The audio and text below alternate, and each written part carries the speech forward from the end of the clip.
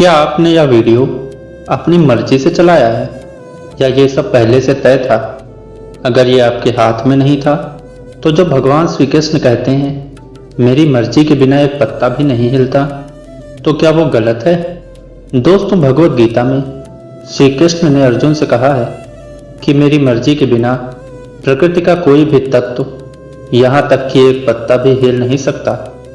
अर्थात यह श्लोक ये बताता है कि ईश्वर या ब्रह्मांड की शक्ति के बिना कुछ भी संभव नहीं।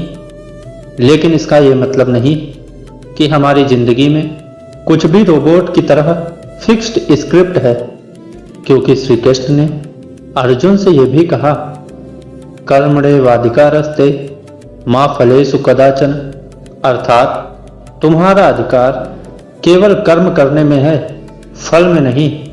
यहाँ कहा गया है कि हमारे कर्म हमारे नियंत्रण में हैं, लेकिन उनके परिणाम हमें नियंत्रित नहीं करते। मतलब ये कि हमें मेहनत करनी है, प्रयास करना है, पर परिणाम भगवान या प्रकृति के हाथ में है। एक उदाहरण से समझते हैं। कल्पना कीजिए आपके पास एक नई कार है, लेकिन उसे कैसे चलाना है, स्टीयरिंग कब मोड़ना है, ब्रेक कब लगाना है, गियर कब बदलना है, ये सब आपके फैसले हैं। अगर आप सही दिशा में चलाएंगे तो मंजिल मिलेगी, गलत दिशा में तो एक्सीडेंट भी हो सकता है। दोस्तों, यहाँ कार है आपकी जिंदगी और ड्राइवर आप खुद हैं। ठीक वैसे ही जीवन और ब्रह्मांड का नियम भी कुछ ऐसा ही है।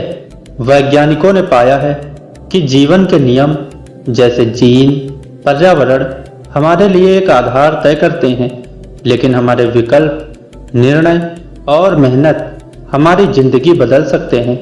जैसे डॉक्टर बेंजामिन कार्सन का जीवन देखें तो बचपन में गरीबी और पढ़ाई में कमजोर थे, लेकिन उनकी मां ने उन्हें प्रेरित किया और मेहनत से वो अमेरिका के सबसे प्रसिद्ध न्यूरोसर्जन बने।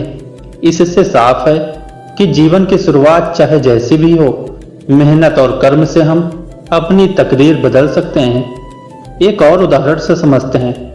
एक खूंखार डाकू रत्नाकर, जिसने अपराध किया था, मगर उसने भगवान का नाम जपना शुरू किया, तपस्या की और अंततः ऋषि वाल्मीकि बने, जिन्होंने रामायण जैसे पवित्र ग्रंथ की रचना कर डाली।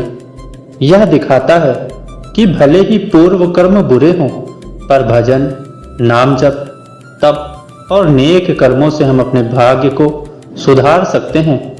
भगवान की मर्जी से अवसर आते हैं, लेकिन उस अवसर का सही उपयोग करना हमारा कर्म है। तो क्या सब कुछ पहले से तय है, या हम अपने कर्मों से अपनी कहानी लिखते हैं? वैसे आपका क्या ख्याल है इस बारे में? कमेंट में जरूर बताएं। और अगर आपको ये वीडियो पसंद आया तो लाइक करें, कमेंट करें। मैं अपने भाग्य का लेखक हूँ, और चैनल को सब्सक्राइब करें ताकि आपको धर्म और विज्ञान की सच्चाई के ऐसे ही वीडियो मिलते रहें। Thank you.